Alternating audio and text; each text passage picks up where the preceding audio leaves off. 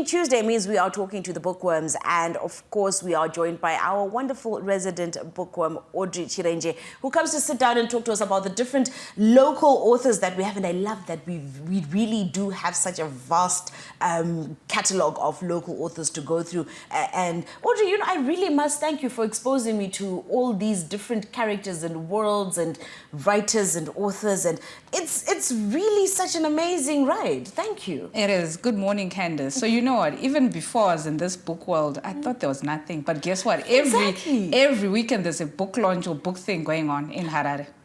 Guys, I finally got invited to a book launch. I can't express my joy. It was so great. It was a wonderful thing to experience. And I definitely want to do more of them. I definitely want to be involved in more of them. And congratulations to Kundai on launching his book. We will talk about it at some point and talk to him as well.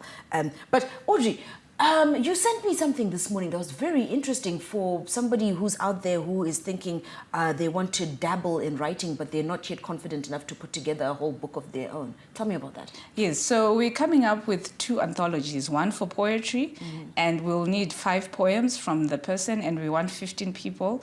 And then a short story anthology will need 5,000 words. And like you rightly said, there's a whole need out there. Some is the parents who've got children who write. Some is the adults themselves, they write, but they're not yet confident.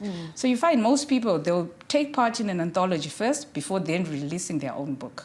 So that is happening between August and October. Okay. So I saw, is there like an age limitation, or anyone can, because like you just said, sometimes it's parents who have children who like to write, who want to get involved. How do we go about it? We're not limiting. I believe, as the name says, Chances Inc. We just want people to take a chance. So it's not even gender-based, male, female, young, old. And the topic is even random. We just will keep you confined, obviously, but we just want you to embrace yourself and explore.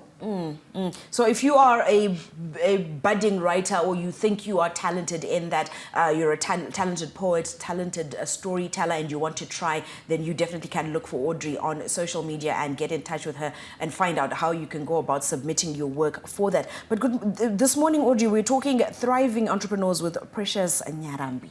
Yes, this one, like I was saying earlier, I've read a lot of motivational books, and even in Zimbabwe as a country, we've got more motivational authors than fiction writers.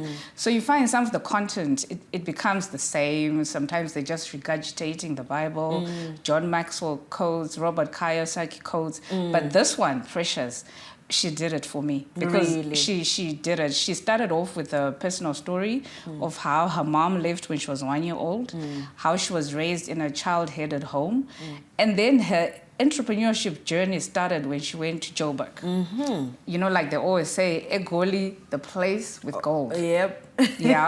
So she went, and then she found, oh no, it wasn't that rosy. She explains how she'd walk around with the suitcases, trying to find somewhere to stay.